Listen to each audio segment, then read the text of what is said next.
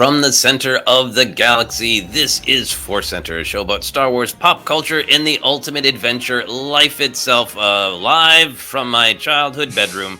I'm Joseph Scripshaw. I'm Jennifer Landa. And I'm Ken Knapsack. We've got it now. We got it now. You've got it. Nailed it. It only took us about 9 years to really nail the intro to this show, but I think we finally got it. This is one of our Cues of the Force episode. We got two great questions from two great patrons on Patreon. But as always, we want to remind you that today's podcast is brought to you by Audible. Get a free audiobook download and a 30-day free trial at audibletrial.com/ForceCenter. After talking about nailing the intro, I suddenly got a lot of phlegm in my throat. Anyway, over 180,000 titles to choose from for your iPhone, Android, Kindle, or MP3 player. This week, we are recommending Shadow of the Sith by Adam Christopher, because it's real spooky and pulpy, which seems good for October. You can download your free audiobook today by going to audibletrial.com/ForceCenter. One more time, that's audibletrial.com/ForceCenter for your free audiobook. Ken, do you want to talk about asks? I do. I want to ask you all to forgive us for phlegm and stumbles, but also, hey, support us. One of the best ways to support not just us, but any show that has a Patreon page is that Patreon. Patreon.com/ForceCenter is ours in this ever-changing digital media marketplace where suddenly your ad teams disappear. They're not getting new ads for the podcast. We don't know if they were laid off, resigned, quit, or abducted by aliens, but they're gone. But you can help us continue the show and grow and all those things at Patreon. And we are looking for 415 paid supporters. Patreon does have a public access. You can just support, not public access like a Weird Al show from UHF, but like you can support us publicly and not donate monthly. You can purchase. We have some things for purchase. It sounds like an airline stewardess there, but I'm going all over the map here. Okay, just follow me on this. Yeah, there are paid patrons and free patrons, which yes. Patreon, to my opinion, kind of rolled out without telling people. Yeah. Yep. And supporting us publicly. I think that's very nice. Like, you know what? I'm not ashamed of it. I'm going to admit out loud in public. Then I like ForceCenter. Yeah. I can't give them any money on Patreon right now, which is just fine. But I'll say, I like you on Patreon. I'm speaking to those with shame. I'm speaking to you right now with those with shame for ForceCenter. You can support us shamefully. No, you can support us by becoming a paid supporter. We're trying to get to 415. We're about 408, 410. We're almost there to reach that goal. You can also follow us on Blue Sky and Threads. We're highlighting that up top. You can still find our profile on X.com, but we're not really active there. So follow us over there, Blue Sky and Threads, to publicly support us on those social media platforms. There you go. I got through it. It's a Monday. Someone's got a case of the Mondays. Jennifer, do you have a case of the Mondays? I do. I always sing the Bangles Manic Monday. Whoa, whoa. Just another man. Written by, of course, Prince, Minnesota's own. It all ties together. Mm-hmm. I like doing the Manic Monday O's in a sad way, like Eeyore. Oh, whoa. It's another Manic Monday. Oh, whoa. Anyway, we are excited, much more excited than Eeyore would be, about the questions that we have today. The first one comes from a longtime listener and friend of the show, Michael McCarsell. Ken was just regaling Jennifer with the origin of calling Michael Detective McCarsell. Very, very fun. So Michael has got a little bit of a longer question, which we encourage, and a little bit of a, hey, help me out with this. It's bugging me kind of question. Understandable. So here we go. Hello, ForceCenter friends. Hope you're all doing well. With Acolyte now over, I find that a lot of people almost went out of their way to either misunderstand or purposefully hate the show. I respect that not everything will be to everyone's taste, but this feels like some of the most extreme backlash to a Star Wars story since the current era began. I saw a lot of not just bad takes, but takes that were very obviously bringing in things that just weren't there. People seem to want to misinterpret the events of this show. The classic Jedi steal children comments came back, even though that has never been the case and has been repeatedly shown to not be the case. People were complaining about things like, well, why didn't Vader's crystal change in Revenge of the Sith? Well, because that hadn't been established. But also, Osha just murdered the person who is connected to that crystal, so of course it would react differently than Anakin's when he was conflicted on what he was doing. The list goes on. Leslie Headland started giving a lot of interviews in the second half of the season, trying to give some answers, but it doesn't appear to have helped. This brings me to my question. Do y'all think that future Star Wars shows could benefit from Game of Thrones style post-episode discussions with the writers, directors, and actors? Part of me hopes it would help, but even with those, people just blatantly ignore them and continue to misinterpret Game of Thrones and now House of the Dragon, despite literally having it explained to them. I imagine the same would sadly be the case for Star Wars. I really could go on, but I didn't want to end up writing another essay. This show and the discourse around it has really been weighing on me, though, and I needed a bit of Star Wars counseling in here. Take care, friends, and may the Force be with you. May the Force be with you as well, Detective McCarsell. I think there are a lot of great thoughts in here and a lot of things that we have discussed a bit, but this specific angle about would blatant explanations help with the more factual elements of the show is really fascinating. But I do want to, we've talked about this a lot, so I don't want to belabor it, but I also just do want to, take a moment to say we've discussed a bunch that, The Acolyte is a show that got a lot of just visceral attacks even before it aired for having absolutely nothing to do with the quality of the story or the performances. There are bad faith people who may or may not even watch Star Wars who attack the show because of the people involved and the people who make it. Now, we always want to say that there are also good faith fans who just, didn't connect with the story, didn't enjoy the story. And I think, Michael's coming from a very specific place where there's, I think, an assumption that we're talking about people who like Star Wars, want to like this show, and are really struggling to engage with it, and having the it doesn't make sense kind of conversation. Michael coming from the perspective of, it does make sense. So Jennifer, any thoughts on stuff we discussed before about the Acolyte before we get into this particular angle of it? I really like Michael's explanations. It seems so simple on the surface. Makes sense to me when I watched it. But, a lot of people want to see what they want to see. It is art. People are going to interpret it their own way. It is through their own personal lens. Obviously, we know we've talked about the bad faith people online that were trashing it even before anything ever aired. Mm-hmm. But yeah, so I have a lot of thoughts. We'll get into it. So that's my initial thing. Excellent. Ken, do you have any big picture thoughts about sort of how we're framing this question? Because I feel like I guess I don't want to not ignore how much bad faith, just horrible hate was directed at the show that has nothing to do with the show. Mm-hmm. But I also feel like that's not what Michael's question is about. So I think that's what I'm going for. Is I want to acknowledge that, but also have a different conversation.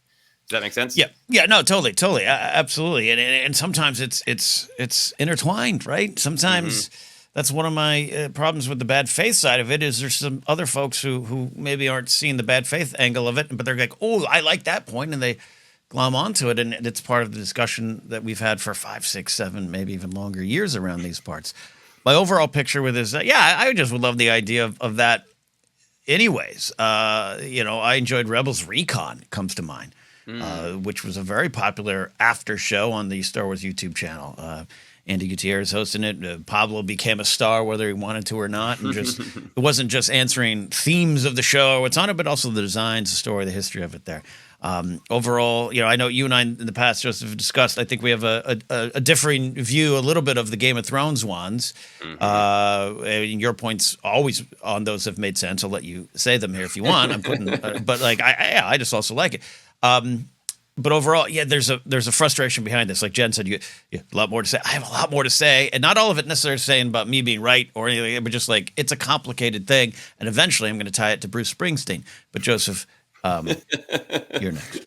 No, these opening essay statements are great, and I'll have more to say on the matter. I think an important thing that Jennifer said is art is always going to be subjective about how you feel about it. I think some stories are built to give even more room for the audience to go, well, we all saw the events that happened, but we're all going to use our own perspective and our own intuition to go, what really happened between those two people? Did they really love each other? Did that person make that bad choice knowingly, or did they do it subconsciously? Like all of those elements of storytelling that get to the nature of humanity, I think are always designed to be subjective. Michael's also talking about some things that are, kind of canon and set. The Jedi don't steal children. They ask permission. If they did steal a child, it would be a violation of Jedi rules and would, hey, maybe cause some of the stuff that happened in the Acolyte if it's up for debate of whether they acted appropriately around children. So there's that tension between what's objective in a show of, how far did they walk? How long does it take to walk between this place and that place in Game of Thrones? That's within the context of the world, it's got an objective answer versus the kind of, I think, the reason we tell art for the subjective nature of it. So separating those out is kind of important to me too. And in particular with the Acolyte, I feel, and I could be wrong because it's my subjective take, that the Acolyte was constructed to invite different subjective tastes on what was truly going on an emotional level, not on a factual level, but on an emotional level. I think it was designed to be a sort of prism of what part of your real world do you see in this? Who do you align with and why? What life experiences are making you want to believe this person, over that person?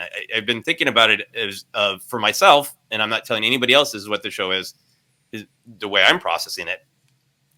I really like thinking of the Acolyte as almost like in Am I the Asshole thread on Reddit. And for almost every major character, the answer is yes, you were one of the assholes. Because I think what was really great about the show and the tragedy of it was a lot of characters where you came to eventually see, like, I understand why you feel that way, and I understand why you feel threatened, or I understand why you feel that's really important, but I can't agree with the choice you made, or you escalated in this way that maybe you didn't mean to. So the subjectiveness of the Acolyte to me is part of what is great about the Acolyte. Jennifer, how do you feel about what the Acolyte, does the Acolyte want us to have different views of it? Absolutely. That's the whole point of the show for me, is that it challenges just what we believe about these characters, what we believe in our own lives, what we want versus what is probably the best for everyone involved. All of these things. I mean, that's what I loved about it, is that nothing was spoon-fed to me. Nothing was crystal clear. It's like one of those, I don't know, it's like something that's constantly changing and shifting depending on my mood, depending on how many times I watch it. That to me is like a living, breathing art. That's what made it so unique for me in the world of Star Wars. And I don't know. I just, it was kind of what I'm craving right now at this point in my life. Yeah, that makes a ton of sense.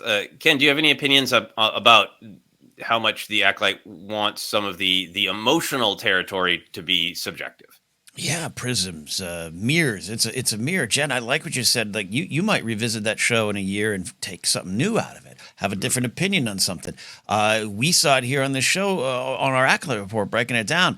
Beyond just some of maybe the more obvious differences between the three of our, or Joseph and I's perspectives versus yours, Jen, but to hear your takes on it because of what you've experienced or where you are versus what Joseph and I, who try to, at least I think, try to work really hard to make sure we're open to everyone else's journeys. It's not something we were raised to be like in the 80s, but giving us some credit there. But even in that, all that to say, like, oh God, yeah, I never would have looked at it that way.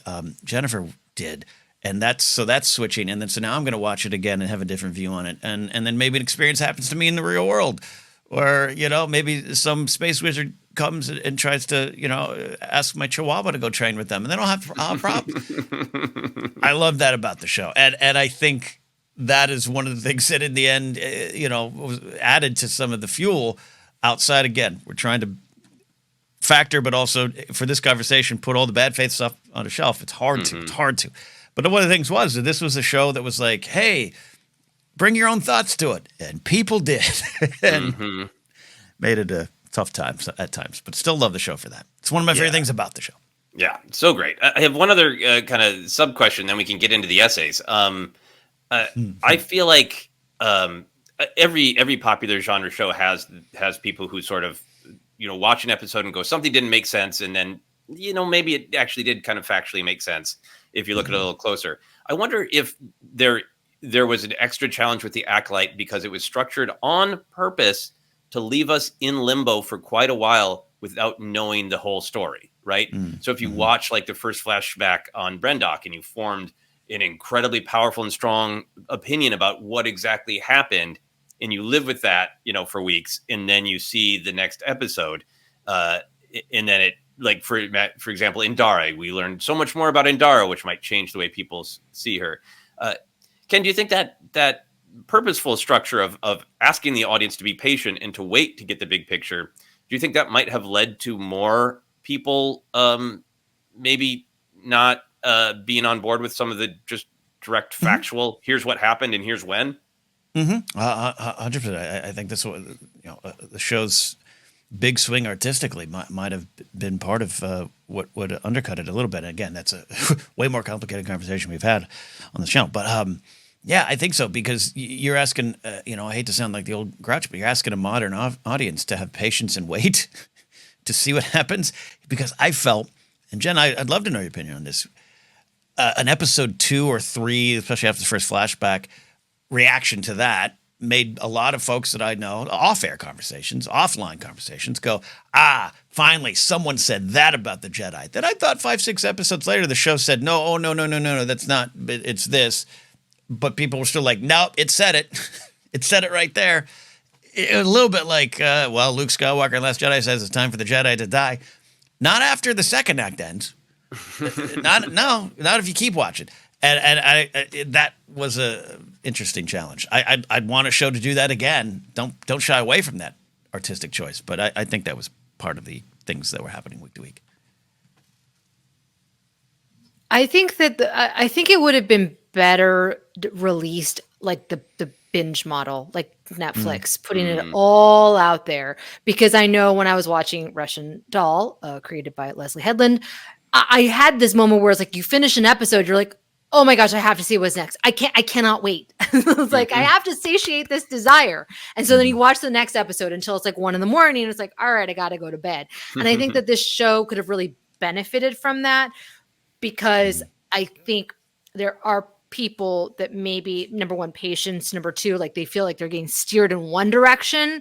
And then when you're moving them back this way, they get angry, right? They felt like it's like a bait and switch or something. I don't know. I have patience. I'm all right with it.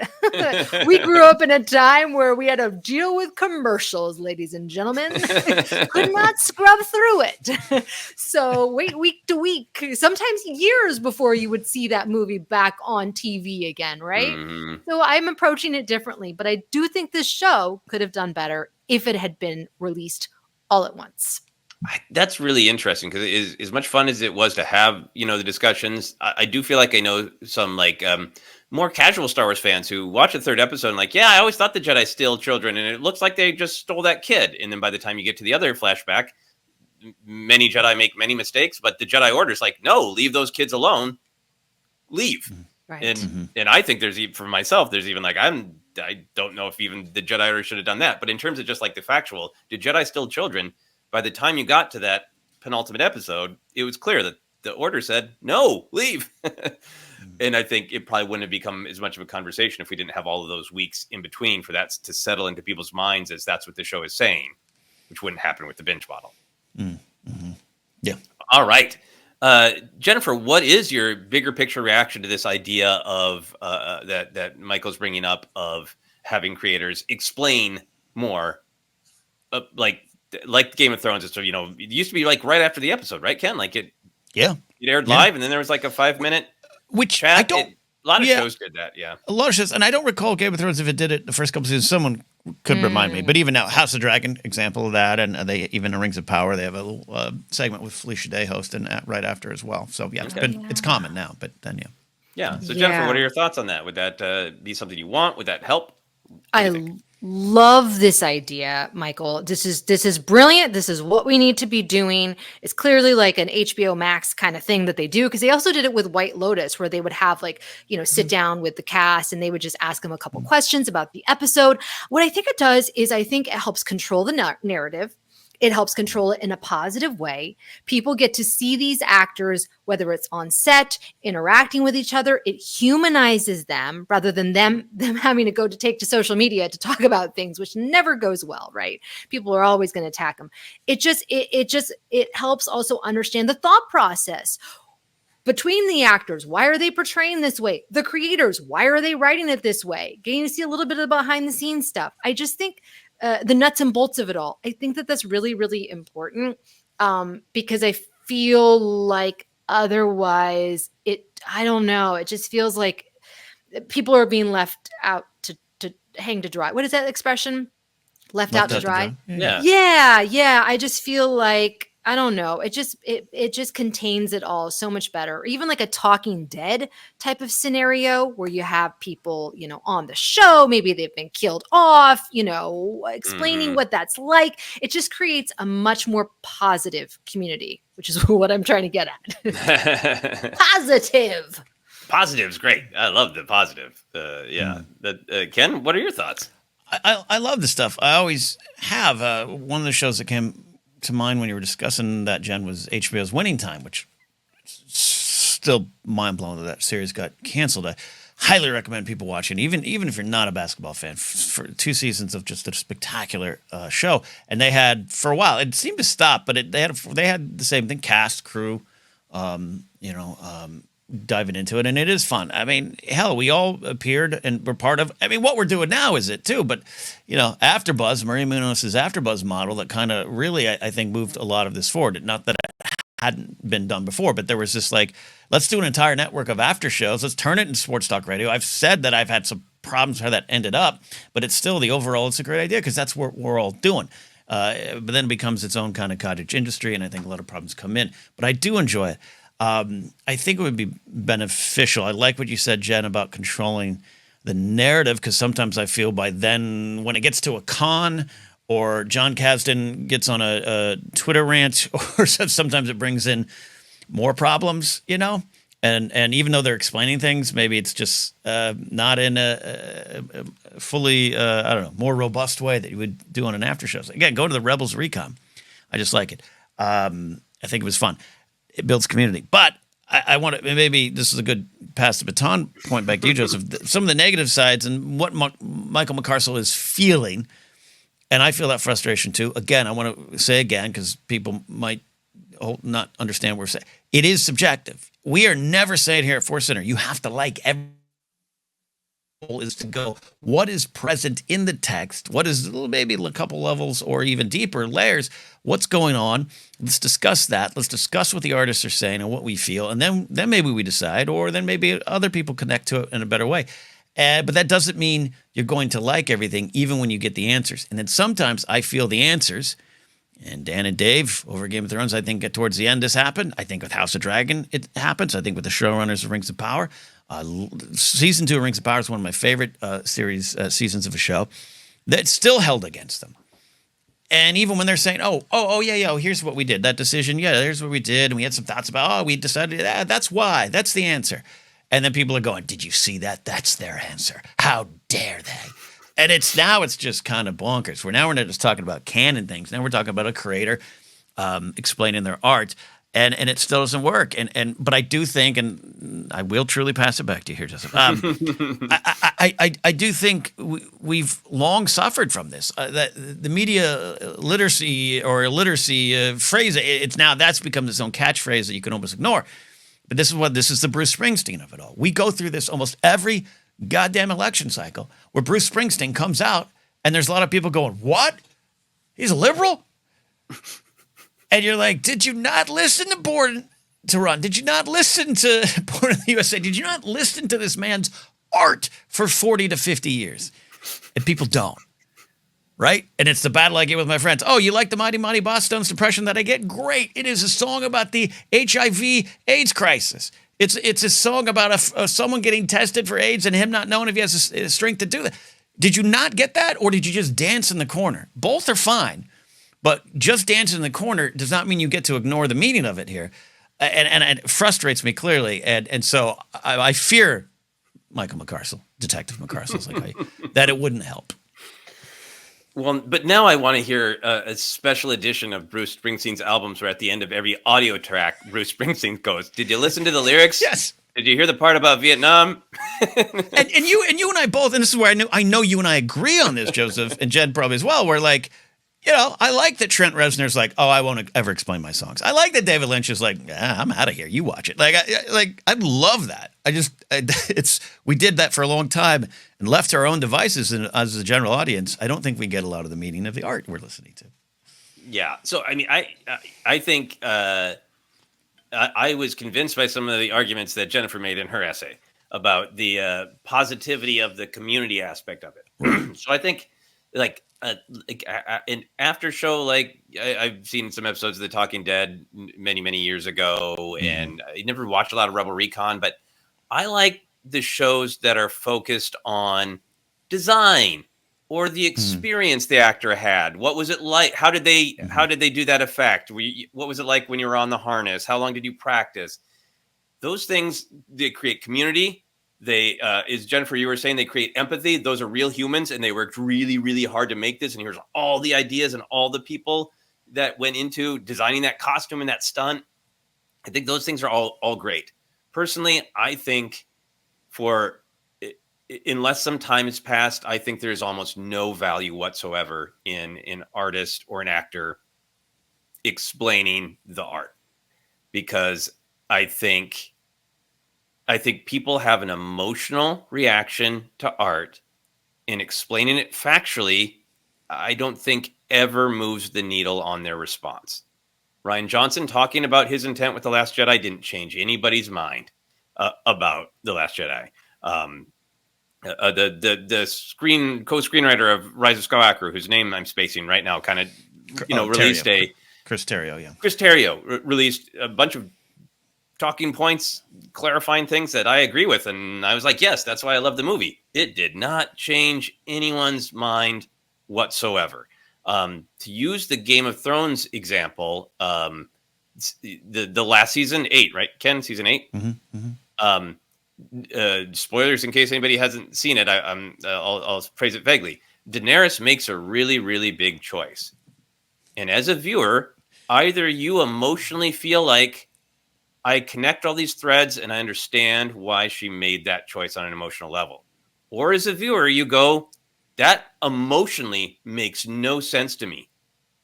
That's an entirely subjective emotional reaction. It makes sense or it doesn't based on all the choices the writers, directors, actors have made. And Dan and Dave going, this is why she made the choice, doesn't help, because people go like, yeah, I get that, but you didn't tell that story. I didn't see it. I didn't feel it. And so to me, it's all about this contrast between the emotional and the logical. I don't think actors, writers, creators talking, I mean, it's fun 2 years from now or whatever, but immediately after the show, to try to control how people emotionally react to it, to say factual things about the character was angry in this scene, and the people watched it said, I sense no anger. It doesn't matter if the actor thought they were angry, and if the writer meant it to be angry. If the audience member doesn't believe that character was angry, no amount of explaining it is going to do anything, in my opinion. I think I would love more after shows that showed the humanity, showed people talking about all the work that went into their process. And I'd also be fine. No one would like this, but I'd be fine with writers only answering factual questions of, why didn't the bird fly to the mountain? Well, here's the answer. Why didn't this person, do that? I feel like that's almost what Leslie Headland was doing in a lot of interviews. I don't feel like she was telling us how to feel about parts of Acolyte, but she was clarifying things. Like, yes, the stranger's line that he was a Jedi a long time ago, that does mean something. If you picked up on that clue, that's true. That stuff is, that's engaging, but I don't feel like if Leslie Headland did an interview right now explaining the Acolyte, that anybody who doesn't like the Acolyte would suddenly get it. And yeah. I don't think it would change people's minds per se. I don't think that you're going to make the haters now suddenly be like, oh, yes, that's what she was going for. All right. I don't think so. What I think the purpose of it would be is for Lucasfilm and Disney to stand by the choices. When you have HBO putting out these packages after the show, yes, Game of Thrones, the final season was very divisive, and I did not like the direction. But there's something that portrays an image of strength and solidarity within that company, that we stand by our creators' choice. You guys may not like it, fight amongst yourselves, but this is what we all, because what happens is that when Lucasfilm doesn't say anything or put out like, basically, I want to say like flooding the market with an after show, with these packages, what happens is the negative voices, negative fans rise to the top. And then it becomes, well, Lucasfilm was really unhappy with Leslie Headland, and they butted heads. And they create their own narrative of what is happening behind the scenes. But if Lucasfilm and Disney, and you have Pablo Hidalgo, or you have whoever, right, the core people that are there, I think it's just like, those are clips that people can pull from. Because right now, what I'm seeing is a bunch of garbage YouTubers on Twitter, and that's all I'm seeing. Because Lucasfilm is quiet because they're doing the work. You know, there's something to be said about like getting out front and talking about it. So instead of Ewan McGregor having to go to his car to address this, get on the after show and talk about it, where this is a Lucasfilm Disney production. It will, I guarantee you, it will make people think twice and be like, oh, yeah, like this is what the company believes, and they are standing behind their creators and actors. Because right now it does not feel like that. And I think that, I mean, I believe that they are, but I think you have these bad faith YouTubers specifically who just are poking holes because it's just silent. You know what I mean? No, I really take your point on that. And I think, you know, Disney Plus sometimes eventually rolls out the making of, you know, I don't know if they're going to do that for the Acolyte, but that's, yeah, right. Exactly. I totally get your point of, it builds a relationship with the creator if every end of every episode Dan and Dave are there, and if at the end of every episode of Acolyte Leslie Headland was there, it would feel like much more support from the company. That makes a ton of sense to me, and I like that. I think for me it's just a strongly held personal opinion that I want I would love to see Leslie Headland there, and to your point, feel like the company is supporting her. I would love to hear, you know, does she have a special memory of writing that episode? You know, like, I'd love to hear anything about the process. The only thing I want is you created a beautiful piece of art that uses the magic of cinema to tell me something on a deep emotional level. This is David Lynch's whole thing, is like, I can't say it in words. It's a feeling. So I do all this work to say it in the language of cinema because it's the only way I know how to say it. And then immediately everybody wants me to turn it back into words. And I think for me, it's just that I'm loving everything you're saying. I just don't want any artist to have to come out right away and tell me this is what it meant. I just want to have the room to let the art be the art. And I think that we need that, because I think I don't mind the after shows or the people talking, but I watched a couple of those Game of Thrones ones, and certainly ones on the Outlander show where the show ends and it really is like the creators are just reading you the log line of what you just watched, of like, Jamie was mad at Claire, so he ran away, but then he realized he was wrong, so he came back. And it just feels like, why are you cutting off interpretation, and why are you training an audience to not use the intuitive side of themselves on the emotional part? Like, I totally get the factual part, or let's humanize people, let's support them. The only thing I don't want is, like, we should be encouraged, I think, to use the intuitive side of ourselves and detect for ourselves what happened emotionally in the episode. You know what the problem is I'm telling you guys, like, we have to spell it out for people. Well, no, I saw people coming up with these crazy conspiracy theories about why they were left in a desert in Coachella. And it's like, I mean, we're not going to get into political things here, but like, I mean, you kind of have to spell it out for people. I think, unfortunately, in this day and age, like, I mean, I don't know, like, I think being able to talk about, like, why did they choose this cloak for Mother Anasea? What was the importance of this color? Having the costume designer there. I think that, like, in the Game of Thrones, like, they were kind of like not always so on the nose. They were vague or like leaving it up. I think that there's a way to do it that, like, I mean, maybe it's just I love the behind the scenes stuff. Oh, And yeah. I love feeling like, oh, yes, I was guessing right as to what they were trying to do. That Mhm. for me, it feels like, oh, I don't know. It's just like one more thing to kind of like make it feel like I'm on the right track. And I assume that maybe there's probably other people like that as well. I don't know. I think that there's some value in it, though. As opposed to right now, where we're being left up to these 5 YouTube channels that are coming up with all sorts of stuff. No, you have Right? convinced me of more of the value of it from the community perspective and from the perspective of the company very clearly supporting the creators and also putting them over, Yeah. and helping them become a bigger star in a bigger voice. And I suppose for people like myself who I'm happy to hear that I would love it if, Jodie Turner-Smith had talked about her experience making it and the costume design and all that. I personally don't want the creators to tell me what it meant, but I can turn it off. So, so I think your essay has been very convincing, Jennifer. No, look, Ken, go for it. No, go. I love what both of you are saying. And Jen, what you're speaking of, this thing is this. We're facing the brunt of what you're talking about in society, and it's not new. It's just so present. It is in the lack of truth or an answer. You're going to form your own, right? This is what I write about every week on my day job, about conspiracy theories and how they grow and how they're dangerous and how they're wrong and how they all lead to a lot of things and how they can start out as being pretty damn fun too. That's this great series on Hulu by the Duplass brothers and a team out there.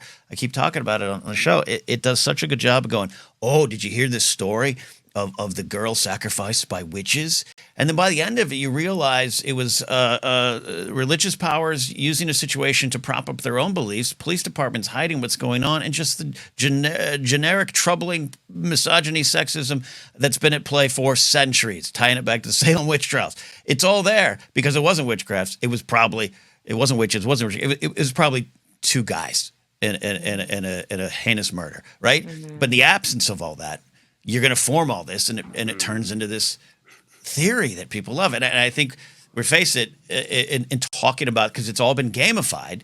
We're not talking about the big YouTube channels, but just again with the after shows, again with this, and it's been. And I'm going to say this in a super wonderfully nice way, Joseph. You have skills that other people don't have, that you've had since you were a kid. You've told stories of. You're clued in on things that I've had to learn. Oh my God, that's amazing. Let me get into it.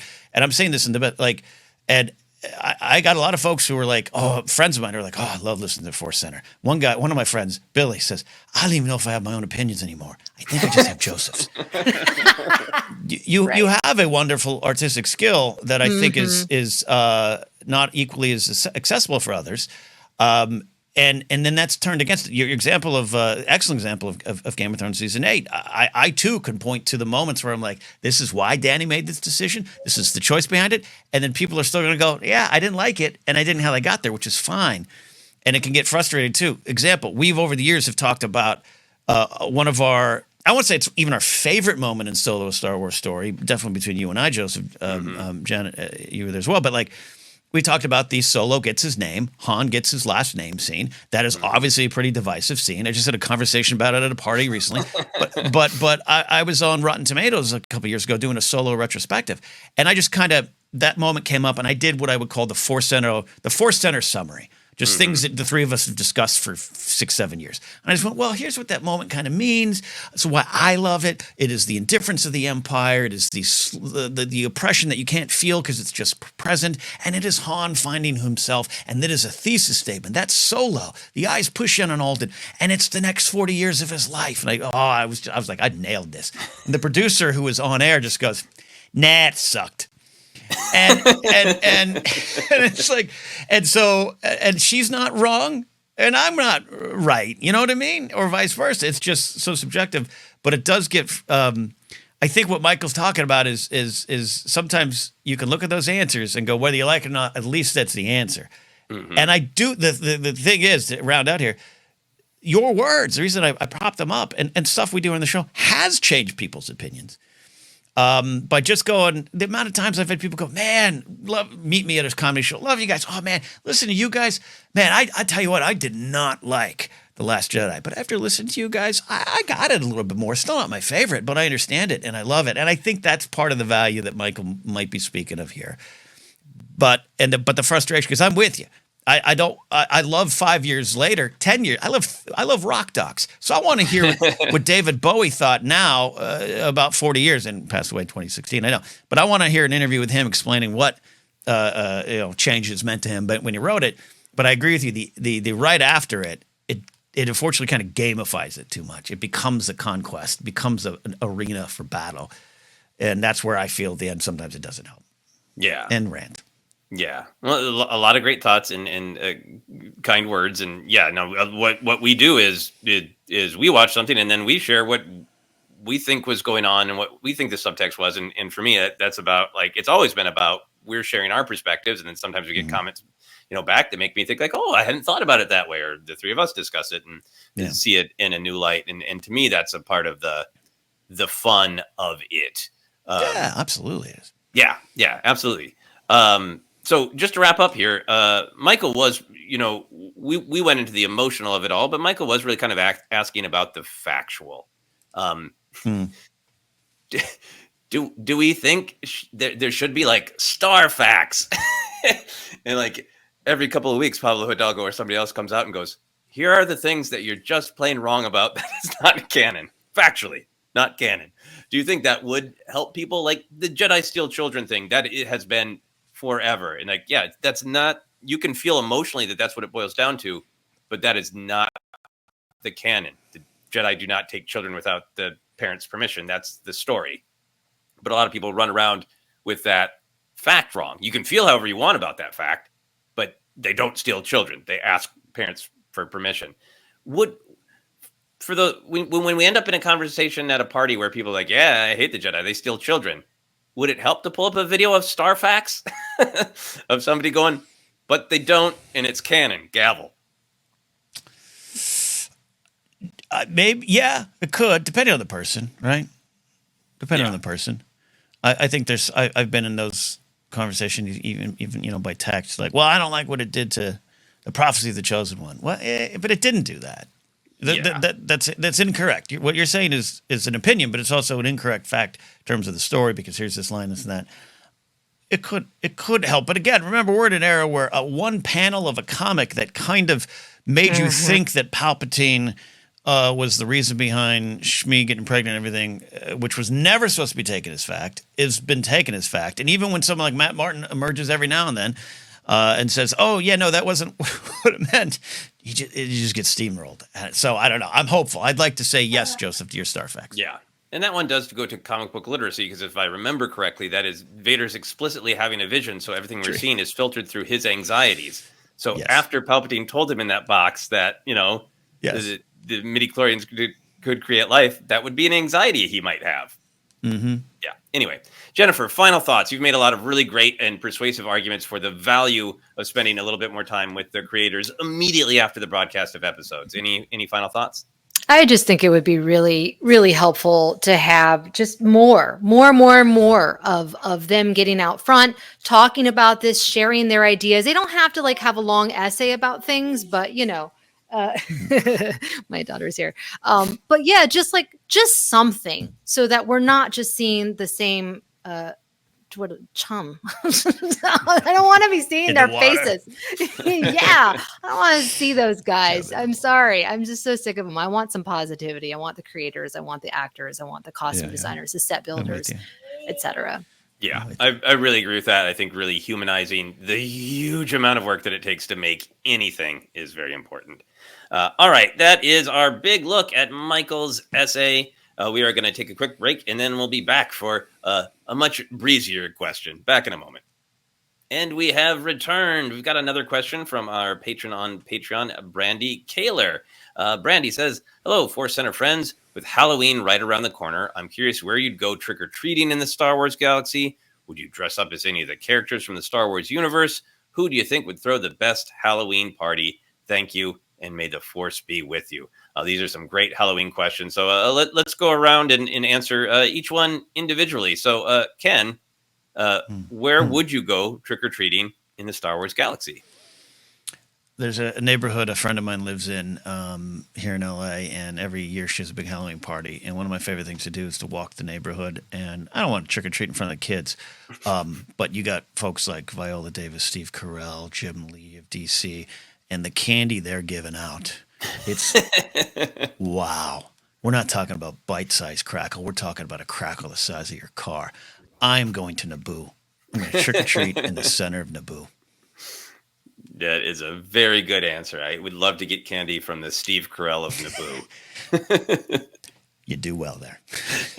Get with some of that car crackle. Jennifer, where in the Star Wars galaxy would you go trick-or-treating? Wherever it would be safe. So I'm thinking the Star Wars Suburbia featured in Skeleton Crew. There you go. Coruscant would feel like the mall because I was only allowed to trick or treat at the mall because of my mom. Yeah, Tatooine's too dusty. The houses are too far apart. So yeah, definitely Suburbia, Star Wars Suburbia. Mm-hmm. That's a great answer and getting me excited for Skeleton Crew. Well, my answer was Naboo as well because I think they'd have a really good attitude about Halloween because they are a culture that is thoughtful and embraces art. So I think they'd be really cool with this whole idea of like, what is Halloween about? It's about maybe looking at our darker sides, but maybe purging some of those things and having some fun. I think they'd be cool with the older kids. I think the Steve Carell of Naboo, Ken, would let you as an older man, as a middle-aged man, get some car crackle on Naboo. Definitely full-size candy bars, and probably like you could probably go to like the chocolatiers district where like there are a bunch of artisanal chocolate makers with like eating a chocolate bar like as elaborate as one of Padme's dresses. Would be just beautiful. Has lights in it. It lights up. It has lights in it, and you can eat Edible the lights. Beautiful. It's so great. Maybe you can swim down to Otagunga. A different tradition. Different tradition. It's amazing. It was fun. It is our friend of the show, Jeff May. We were doing this. It was about 2 years ago. And like, imagine, Jeff's 6'4" boxer from Boston. We're just like asking, hey, where'd you get that? What was that? What is that? Is that a king size Butterfinger? That is great. My other thought would be the Ewok village. Do you think they would give out candy, or would you go to an Ewok village and it would just be like, this is an uncooked part of some Ewok and/or rodent? Jennifer? That's it.